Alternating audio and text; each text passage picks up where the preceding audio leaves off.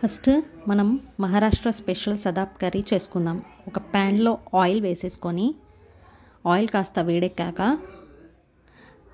ఆవాలు ఒక spoon, onion ఒకటి వేసేసుకొని కలిపేసుకోవాలి. తర్వాత టర్మరిక్ పౌడర్ వేసుకొని కలిపేసుకొని తర్వాత పెసరపప్పు వేసుకోవాలి. తర్వాత స్ప్రింగ్ ఆనియన్స్ వేసుకొని కలుపుకోవాలి.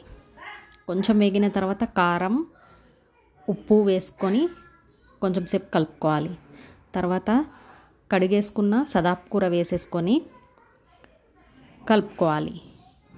సో ఇలా కలిపేసుకున్న తర్వాత ఎంతో టేస్టీ అయిన మహారాష్ట్ర స్పెషల్ సదాప్ కర్రీ రెడీ. నెక్స్ట్ మనం టొమాటో రసం ఎలా చేసుకోవాలో చూద్దాం. దానికి కావాల్సిన పదార్థాలు టొమాటోస్, చింతపండు, కొంచెం ఆయిల్ ఒక ప్యాన్లో వేసుకొని కొంచెం సేపు ఉడికించుకొని తర్వాత మిక్సర్ జార్లో వెల్లుల్లి, కొంచెం జీలకర్ర అండ్ మనం ఉడకపెట్టుకున్న టొమాటోస్ అన్నీ యాడ్ చేసుకొని మిక్సీ పట్టేసుకొని తర్వాత ఒక ప్యాన్ పెట్టుకొని అందులో ఆవాలు ఒక స్పూన్, జీలకర్ర ఒక స్పూన్ వేసేసుకొని తర్వాత కట్ చేసుకున్న ఆనియన్స్ వేసేసుకొని బాగా కలిపేసుకోవాలి.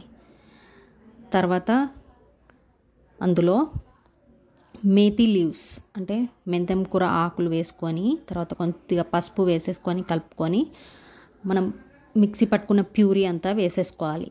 కొన్ని వాటర్ పోసేసుకొని బాగా కలుపుకొని తర్వాత కారం, ఉప్పు వేసేసుకొని కలుపుకోవాలి.